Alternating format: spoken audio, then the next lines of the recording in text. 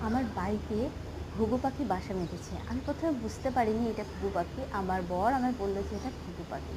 তো আমি ছোটবেলা থেকেই শুনেছি যে ঘুঘু পাখি বাড়িতে বাসা বাঁধলে নাকি ভীষণ অমঙ্গল। যদিও আমি এই ধরনের কুসংস্কার একদম মানি না, বিশ্বাসও করি না। কিন্তু এই যখন পাখিটা ১ম আসে, তো খুব নিচে গাছের নিচগুলো খুব নোংরা থাকতো বলে বুঝতে পারিনি যে কোথা থেকে এই নোংরাগুলো আসছে। তো চোখ তুলে উপর দিয়ে যখন তাকালাম তখন দেখছি পাখি বাসা বেঁধেছে। তো পাখি একটা মেয়ে পাখি, একটা ছেলে পাখি ছিল। তো একটা পাখি বসে থাকতো আর একটা পাখি এই ধরনের কাঠ, পাতা এসব নিয়ে আসতো। তো তখনই বুঝতে পারলাম মেয়ে পাখিটা প্রেগনেন্ট আছে। তো সেই অবস্থায় আমি ওদেরকে তাড়াতে পারিনি। আমার ইচ্ছেও করেনি মানবিকতার দিক থেকে। তারপর আমি বাড়ি চলে যাই। তো বাড়ি থেকে ফিরে এসে যখন দেখি তখন দেখেছি যে ডিম পেড়েছে, এবং আমি কালকে দেখেছি ডিমের খোলা আমার বারান্দায় পড়ে আছে। তখন বুঝলাম ডিম ফুটে বাচ্চাও হয়ে গেছে। তো তোমরা কি বলো, ঘুঘু পাখির বসা কি বাড়িতে অমঙ্গল নাকি শুভ নাকি অশুভ?